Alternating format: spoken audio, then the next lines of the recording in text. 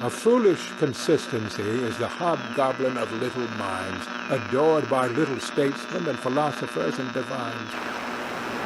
If a man does not keep pace with his companions, perhaps it is because he hears a different drummer. A different drummer. And now, coming to you from dead center on your dial, welcome to Risk Parity Radio, where we explore alternatives in asset allocations for the do-it-yourself investor. Broadcasting to you now from the comfort of his easy chair, here is your host, Frank Vasquez. Thank you, Mary, and welcome to Risk Parity Radio. If you have just stumbled in here, you will find that this podcast is kind of like a dive bar of personal finance and do-it-yourself investing. Expect the unexpected. It's a relatively small place. It's just me and Mary in here. And we only have a few mismatched bar stools and some easy chairs. We have no sponsors, we have no guests, and we have no expansion plans. I don't think I'd like another job. What we do have is a little free library of updated and unconflicted information for do-it-yourself investors. Now, who's up for a trip to the library tomorrow? So please enjoy our mostly cold beer served in cans and our coffee served in old chipped and cracked mugs, along with what our little free library has to offer.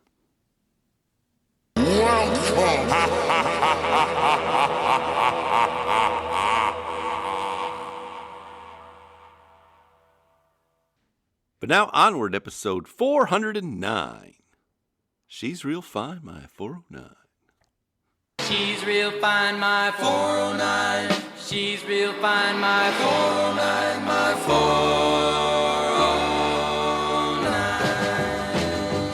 409. Today on Risk Parity Radio, we are back from our travels in Cincinnati, and we will be tending to your emails. Inconceivable! But before we get to that, I'd just like to thank the people that came out for our little meetup at Economy last weekend. It's actually the first time I've ever had any kind of a meetup for this program. Inconceivable! Although I have seen a number of people individually over the past few years. But Mary and I enjoyed meeting all of you at our little group and the other conversations we had there over the course of the few days. And I was especially enamored with the gifts that you gave us, which included a bucket, a couple of small flower pots, and some pie pans. Groovy, baby! Which, as you know, will help us build our illustrious home and garden portfolio. Where you just take cash and you shove it in the buckets, and you take cash and you shove it in the flower pots, and you take cash and you shove it in the pie pans. This is pretty much the worst video ever made. And then you arrange them very tastefully and call that good planning for your retirement. Joey, have you ever been in a Turkish prison? Hopefully I can put together something like that and take a picture of it so we have something to reference for future use. It's going to be very popular. But this is why I can happily affirm that we do indeed have the finest podcast audience available. Top drawer. Really top drawer. And I do appreciate your efforts, so thank you. It's gold, Jerry, gold. But now, without further ado... Here I go once again with the email. And... First off, we have an email from Chris K. Ain't nothing wrong with that. And Chris K writes... Thank you for the show. I found it from your episode on Choose FI. I've listened to the foundational episodes and have been following Risk Parity Radio for a couple of months regularly. Your use of PFF and now PFFV has me questioning my choice of preferred stocks. I've held PFFA since I started focusing on total return instead of shiny objects. It's more volatile than the other two, but has a greater total return based on stockanalysis.com. Just wanted to share PFFA as a contender or to learn why it's not the best choice of those. Chris. As a public service, the Chris Rock Show proudly presents this educational video. Okay, so let's talk about PFFA. Well, first let's talk about preferred shares funds. We have talked about them before. You can go all the way back to episode 9, where we first discussed them. These can be useful if you have large taxable accounts and you need to stick something that's kind of bond-like, even though it's a stock, in a taxable account, mostly for the tax reasons that they typically pay qualified dividends, like stocks, so they're not paying the ordinary income you would get out of bonds. But for most people, they generally do not have a whole lot of use potential unless you are in a very high tax bracket. Now, the main feature that distinguishes PFFA from most other preferred shares fund is that it has leverage in it. You have a gambling problem. Yes, so it has about 20% in leverage in it, which causes two things. First, you'll see it has a higher return. It's more like 9% instead of 7%, which kind of goes with the fact that it's about 20% leveraged. The other thing you should realize is it is a very high expense fee that's over 2%. Then I'll link to the page on Morningstar where you can check this out, but that alone tends to discourage me from using this in any meaningful way, at least for any large allocation. It will have higher volatility, obviously, than other preferred shares funds due to that leverage in it. It also has a limited history, only going back to 2019. So although we've seen it go through 2020 and 2022, we really haven't seen it go through an extended recessionary period like you saw in the early 2000s. And it's not clear how it would perform in said period.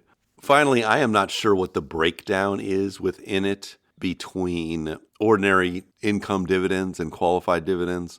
Typically, when you're working with something with leverage, it will throw off ordinary income in addition to qualified dividends in this case. And there's no real way of looking that up very easily because it changes every year, and they aren't going to predict what the breakdown is in advance.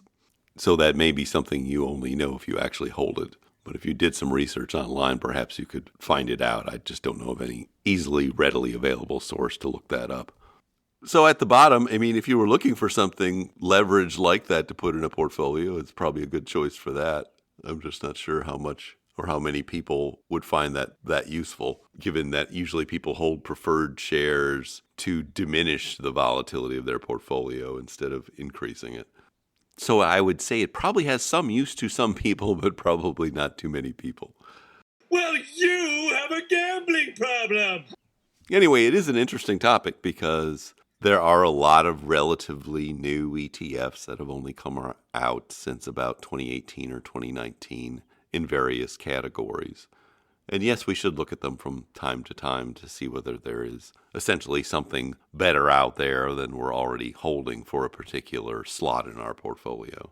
So it's good to be curious. Joey, do you ever hang around the gymnasium? You like movies about gladiators? And thank you for your email. Here's a horoscope for everyone. Aquarius, you're gonna die. Capricorn, you're gonna die. Gemini, you're gonna die twice. Second off, we have an email from Gigi. 3 stories about a little girl. Her name is Gigi. Now she looks adorable. So fresh, so eager, so young. And Gigi writes, Hello, Frank and Mary. Numero uno and foremost, thanks for all you do. I continue to benefit greatly from your financial wisdom and love your sense of humor. She was raised to raise eyebrows, but Gigi more enjoyed raising the roof. Numero dos. If I may ask your opinion on TSP allocation. I am 7 to 10 years away from retirement and currently contribute the maximum amount per year to my TSP. My current allocation is 10% G fund, short-term securities, 20% F, bond fund, 10% S fund, 50% C fund, and 10% I fund. After listening to your show, which I just recently found, I am questioning if I should be putting any money into the I and F funds since they don't appear to give me any significant diversification. I am now wondering if I should just invest in the C, S, and G moving forward and purchase long-term treasuries outside of my retirement account. I will be receiving a pension, and I have other accounts outside my job, Roth and brokerage account. Any words of wisdom would be greatly appreciated. Sincerely, Gigi.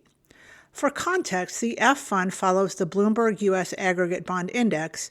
The C fund mirrors the S&P 500.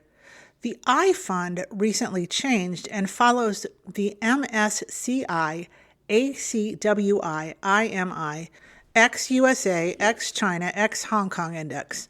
The G fund is composed of short-term government securities, and the S fund matches the Dow Jones U.S. Completion Total Stock Market Index. And what is a picture about gay Paris without Maurice Chevalier? He had once been the twinkle in Grandmama's eye. We met at 9. We met at 8. I was on time. No, you were late. Well, Gigi, first, thank you for appreciating our sense of humor. Torquemada, do not implore him for compassion, as it tends to be an acquired taste. Torquemada, do not beg him for forgiveness. And not everyone appreciates it. Torquemada, do not ask him for mercy. But we are really here for the ones who do. Let's face it, you can't Torquemada anything. Or at least can tolerate it. The Inquisition, what a show. The Inquisition, here we go. We know you're wishing that we'd go away. But the Inquisition's here and it's here to stay. Oh boy, the Inquisition, what joy. The Inquisition, oi, oi. Now, you raise an interesting question, but it really, in my mind, goes to the process or overall approach you want to take to these sorts of things. Because you're looking at something which is kind of the last thing you consider and not the first thing you consider. That diversification amongst available funds is only something you think about after you've come up with the overall plan or idea of what you're doing. And this is a common mistake I think people jump to, that they think that the idea is they need to go pick funds and that's going to drive their plans or decision-making process, when that is actually the last stage of planning or thought that you need to engage in. And the basic overall process should be, let's have a plan, then let's have a portfolio with allocations to specific kinds of assets, and then only then do we go and choose funds. And so it's difficult for me to actually give you much guidance here because I don't know where exactly you stand in terms of how much money you've accumulated and how much money you actually need to retire. Now, I can make an assumption, and I might assume, since you say you are 7 to 10 years away from retirement, that you are about halfway there in terms of how much you need to accumulate in invested assets, because it will take you about that long for your assets to double if you don't add any more money to them. So we could say you're at Bon Jovi-fi.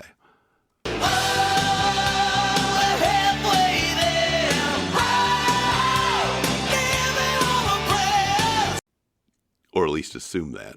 But in terms of the actual process, what you need to do is first look at your expenses and think about how those are going to change at retirement, if they're going to change. They typically go down, they don't go up.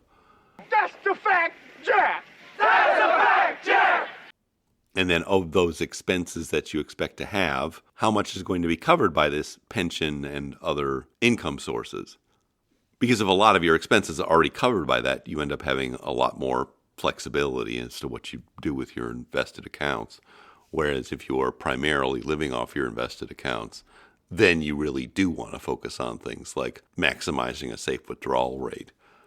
And after you do those things, then you need to look at sort of, well, where are you in this process? Are you a long ways from retirement? Then you're just accumulating away? Are you getting close within a few years of it, and you need to think about transitioning your portfolio from an accumulation portfolio to a retirement portfolio?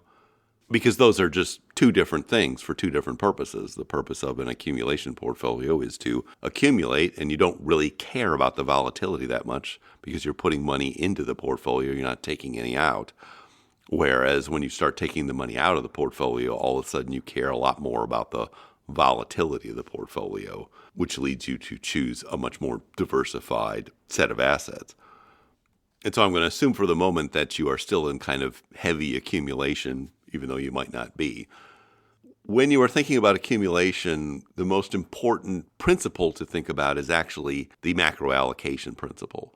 We have three principles here: the Holy Grail principle, which deals with diversification, the macro allocation principle, and the simplicity principle.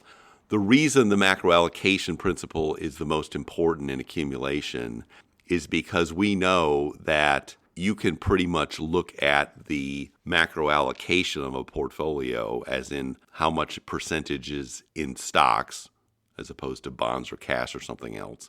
And all of those portfolios are going to perform pretty similarly over long periods of time if they're invested in low-cost index funds.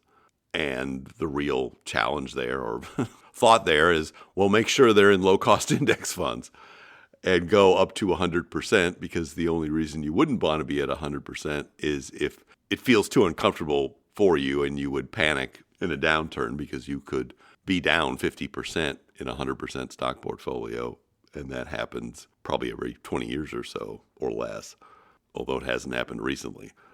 So when we think about the macro allocation principle and your portfolio right now, your portfolio is 70% in stocks and 30% in bonds.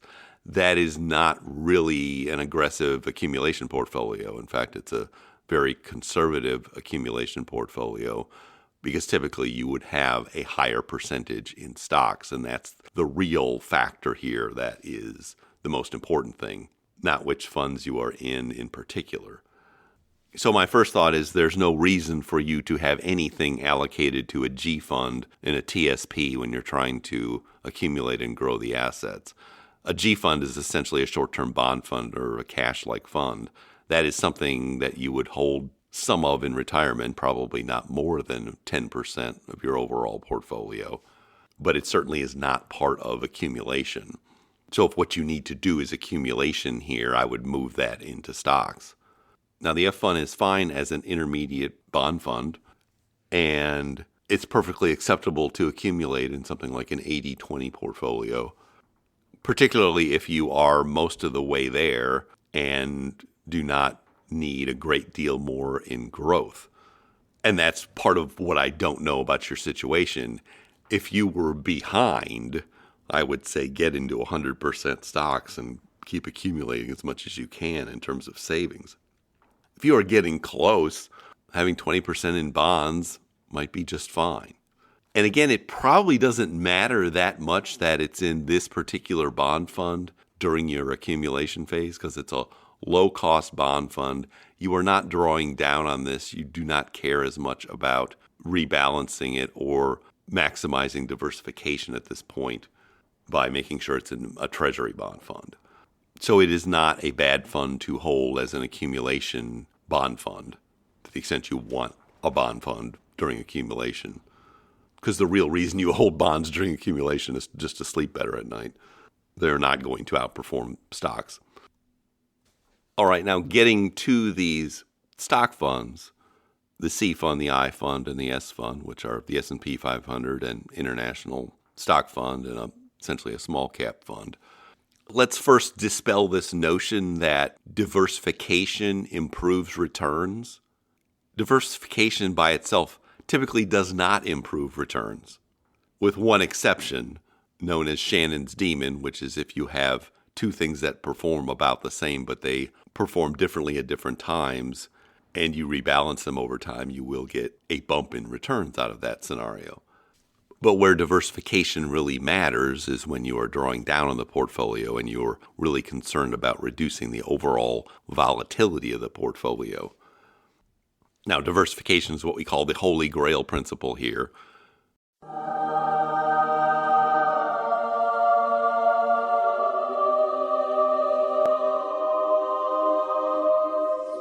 Which is the main foundation for constructing good retirement or drawdown portfolios. But it is not the major factor in constructing good accumulation portfolios, which is the macro allocation principle. So particularly over this time frame, you're talking about 7 to 10 years, that is not long enough to really see any particular fund-picking benefits. What I'm saying is that you could hold any combination of these three funds, and which one is going to outperform any other combination you might hold over a 7 to 10 year period is kind of luck of the draw. You've got to ask yourself a question. Do I feel lucky? There is no magic formula for saying this particular allocation of these three funds over the next 7 to 10 years is going to outperform another one. So in the recent past, obviously, the C fund has been outperforming those other two funds. You go back to the early 2000s, and the I and the S fund were outperforming the C fund. We don't know which kind of environment we're going to get in the next 7 to 10 years. We don't know. What do we know? You don't know. I don't know. Nobody knows. We do know all of those funds are low-cost funds, so if you just wanted to stick with those allocations, that would probably be fine. Or if you wanted to move it more into the C or more into the S, it's probably not going to matter, at least in a way that we can predict at this point in time.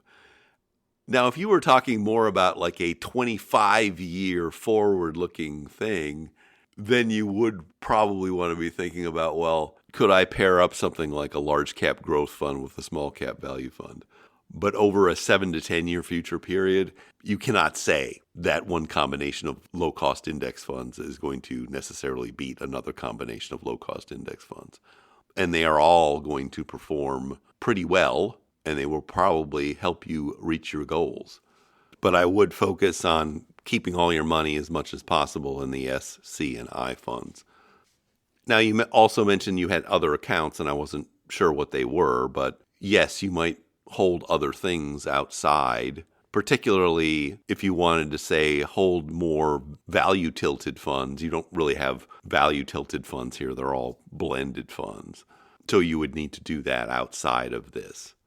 You should consider all of your invested assets together as one big portfolio because that will help you tax optimize the whole portfolio. You want to make sure, in particular, that you are not carrying bonds in taxable accounts because they generate more taxes there. You want those in traditional retirement accounts.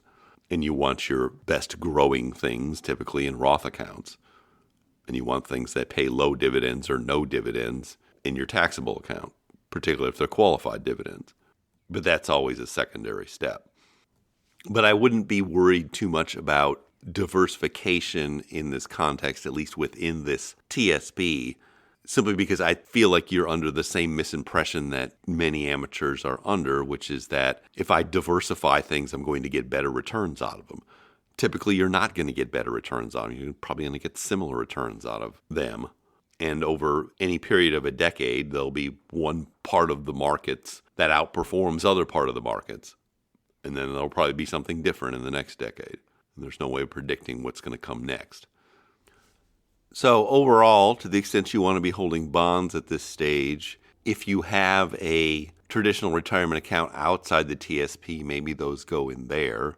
If you don't, they probably do go in here, and they probably do go in the F fund because it's your best choice in this circumstance. If you want to diversify your stocks outside of these three funds, one thing you could do is put most of this in the C fund and then do your other funds in the Roth and brokerage account where you have full control and you can pick exactly what you want and don't have to use this particular S fund and particular I fund. Because I agree, they are not the most diversified choices you could make from the C fund if you are looking for diversified choices. The only thing I definitely would do if you are still accumulating and have a long way to go is not allocate anything to the G fund because it's not really appropriate for accumulation. Eventually, what you will probably do when you stop working there is roll your TSP into a traditional IRA, and then you can buy whatever you want in there. And there won't be any taxes involved or transaction fees, so that's a relatively easy process once you get there. Now, since you are getting close, then I would probably revisit this in a few years to see whether you should not be converting to your retirement portfolio at that point. I just can't tell you one way or the other at this point because I don't know how close you are actually in terms of what you've accumulated and how much of your expenses are actually going to be covered by this pension and Social Security. So these are very common questions, and I'm glad you asked them, Gigi. Gigi is dedicated to your zestful entertainment. A feast for your heart and senses in eye-thrilling CinemaScope and Metro Color, lilting with the exciting melodies of Lerner and Loewe. Give us a little break from the weirdo questions we get about preferred shares and return stack funds and things like that. You are talking about the nonsensical ravings of a lunatic mind. Make us sound a little bit normal. Are you saying that I put an abnormal brain into a 7.5-foot long, 54-inch wide gorilla? Is that what you're telling me? And so hopefully that helps. And thank you for your email. Oh, Gigi, while you were trembling on the brink, was I out yonder somewhere blinking at a star?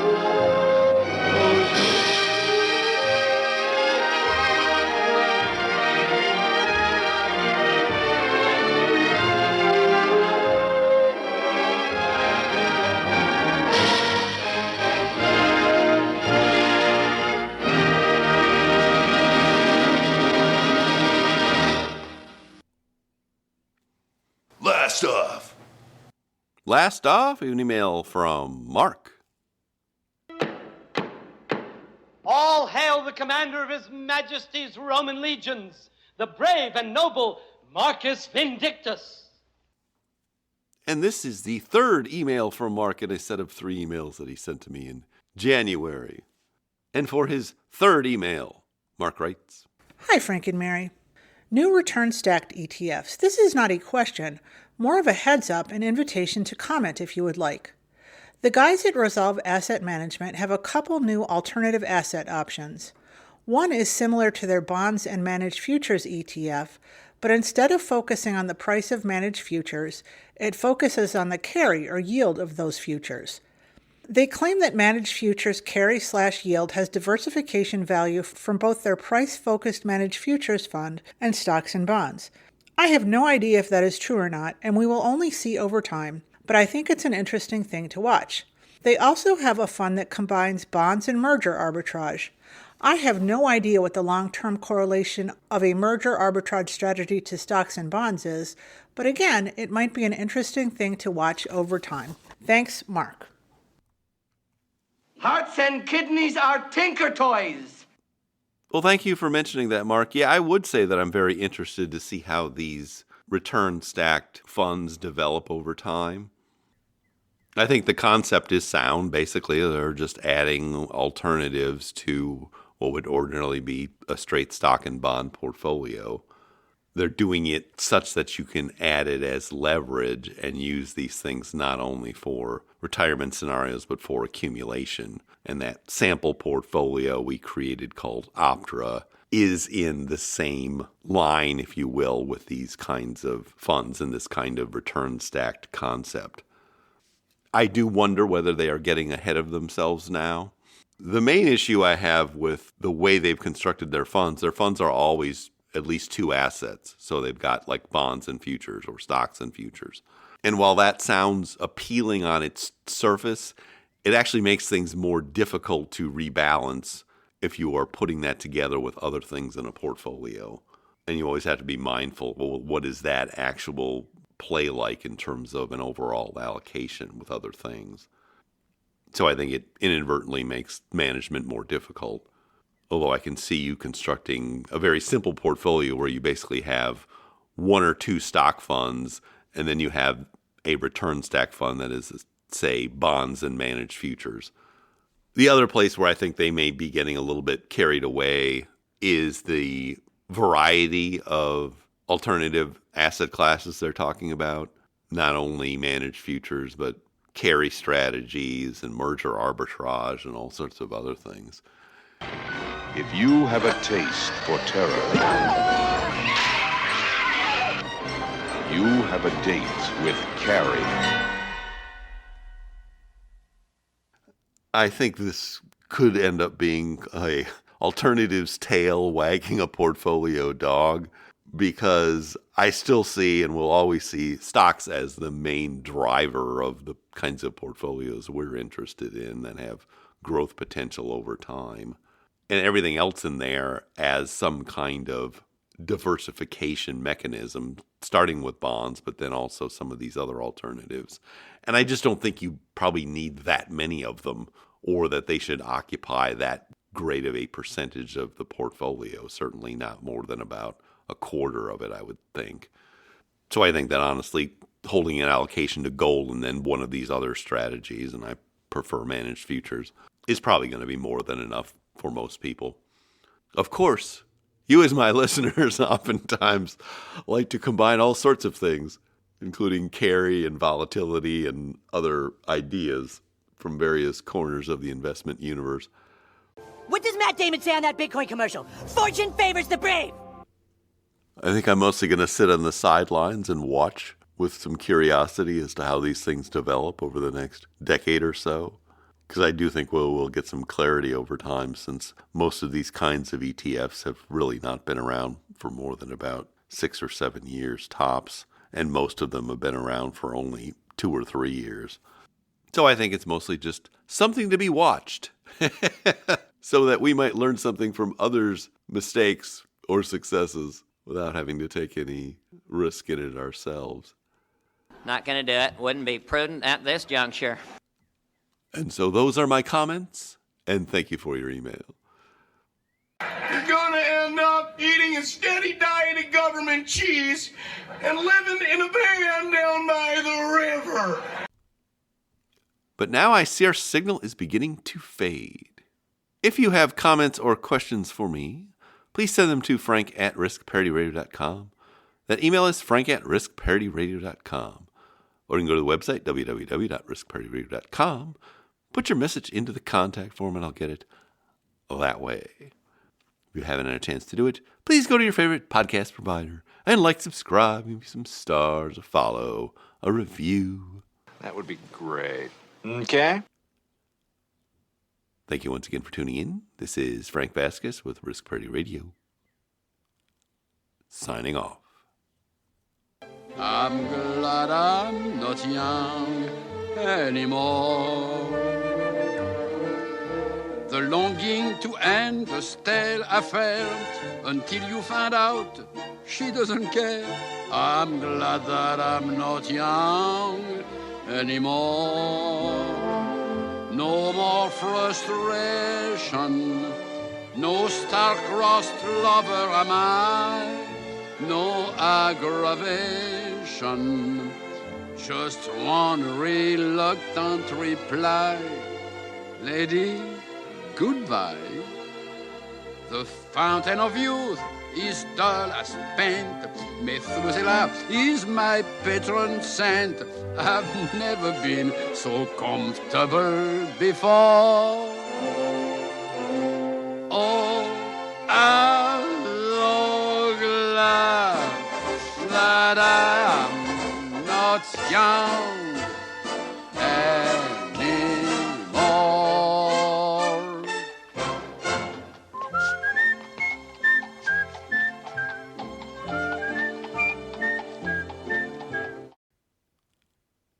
The Risk Parity Radio Show is hosted by Frank Vasquez. The content provided is for entertainment and informational purposes only and does not constitute financial, investment, tax, or legal advice. Please consult with your own advisors before taking any actions based on any information you have heard here, making sure to take into account your own personal circumstances.